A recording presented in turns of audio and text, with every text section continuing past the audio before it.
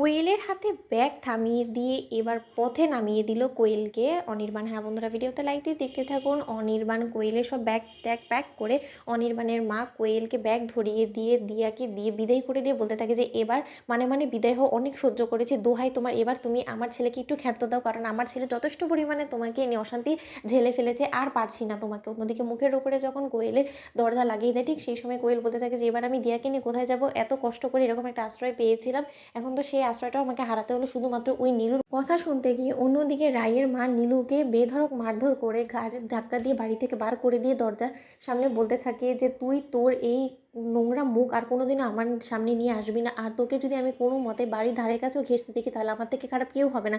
অন্যদিকে নীলু বলতে থাকে যে মা, আজ হয়তো বা তুমি আমাকে ঘাড় ধাক্কা দিয়ে বাড়ি থেকে বার করে দিতে পারছো, কিন্তু তুমি ভুলে যেও না যে আজ অবধি যে বা যারা আমাকে এরকম করে লাঞ্ছনা গঞ্জনা দিয়ে বাড়ি থেকে তাড়িয়ে দেওয়ার চেষ্টা করছে, তাদের কাউকে কিন্তু আমি ছেড়ে কথা বলিনি, আর তাদের কাউকে আমি ক্ষমাও করিনি, আর আমি ভুলিও নি।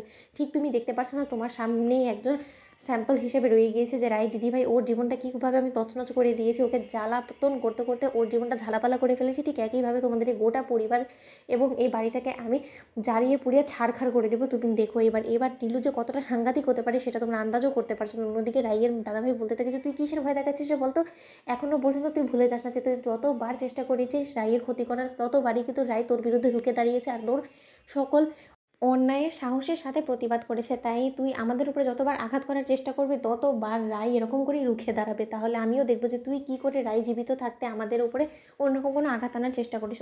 অন্যদিকে রাই বলতে থাকে যে মা, ওর মতন সর্বনাশীকে আমরা চোখের সামনে নজরে রেখেও আমরা যখন ওর হাত থেকে পার পাইনি, তাহলে তোমার কি মনে হয় যে তুমি এরকম করে ওকে বাড়ি থেকে তাড়িয়ে দিয়ে আমাদের জন্য খুব একটা শান্তি বয়ে নিয়ে আসছো? তখন এই কথা বলা মাত্র রাইয়ের মা বলতে থাকে যে রাই, তাহলে তুই আমাকে বলে দে না, ওর কী শাস্তি আমি ব্যবস্থা করতে পারি বলতো। তুই মেয়েটাকে এত কষ্ট করে জামিনে ছাড়িয়ে আনলি, তারপরেও তুই দেখলি ও কত বড় সর্বনাশী মেয়ে, ও তোরই উল্টো সর্বনাশ করতে গেল, আর এখন তুই আমাকে বলছিস না ওকে বাড়িতে রেখে আমি আবারও নিজের সর্বনাশ করবো? আমি সেটা কোনো মতে হতে দিব না। অন্যদিকে কোয়েল নীলুকে ফোন করে বলতে থাকে যে আচ্ছা আমি এখন কোথায় গিয়ে উঠবো বলো তো আমার এই ছোট্ট মেয়েটাকে নিয়ে। তখন নীলু বলতে থাকে যে তোমার কি মনে হয় যে আমি খুব ভালো আছি বলো তো? আমাকে মা ঘাড় ধাক্কা দিয়ে বাড়ি থেকে বার করে দিয়েছে, কিন্তু এত সহজে কিন্তু আমি এই অপমান মোটো মুখ বুঝে মেনে নেবো না কোয়েল। সে তুমি যতই মুখ বুঝে মেনে নাও না কেন, কিন্তু আমি এর প্রতিশোধ গুনে গুনে রায় দিদিভাইয়ের কাছ থেকে নেবো। ওর জীবনটা জাহান্নাম করে না তোলা পর্যন্ত আমি কোনো মতে শান্ত হয়ে বসবো না।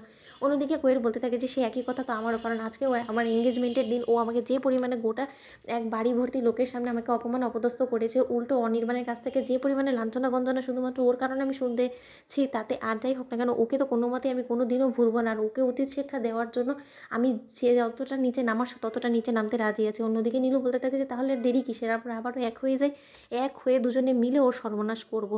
তোমাদের ভিডিওটি ভালো লাগলে লাইক এবং শেয়ার করে সাবস্ক্রাইব করতে ভুলো না।